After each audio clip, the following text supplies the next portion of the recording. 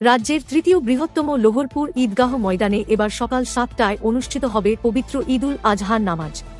কুরবানির ঈদকে কেন্দ্র করে বড় ঘোষণা করল রাজ্যের তৃতীয় বৃহত্তম ঈদগাহ কমিটি লোহরপুর। কমিটির পক্ষ থেকে জানিয়ে দেওয়া হয়েছে, লোহরপুর ঈদগাহ ময়দানে পবিত্র ঈদুল আজহার প্রদান এবং ঐতিহাসিক জামাত ঠিক সকাল 7টায় অনুষ্ঠিত হবে।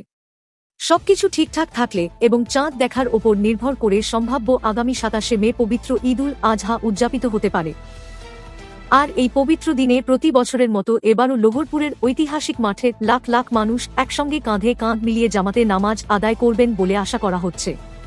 সাধারণত দূর দূরান্ত থেকে আসা পুণ্যার্থীদের ভিড় সামলাতে এবং বর্তমান সময়ের গরমের তীব্রতার কথা মাথায় রেখেই এবার কিছুটা এগিয়ে সকাল 7টাতেই নামাজ শুরু করার চূড়ান্ত সিদ্ধান্ত নিয়েছে ঈদগাহ কমিটি, যাতে রোদের তেজ বাড়ার আগেই মুসলিমরা শান্তিতে ও নির্বিঘ্নে নামাজ শেষ করে বাড়ি ফিরতে পারেন।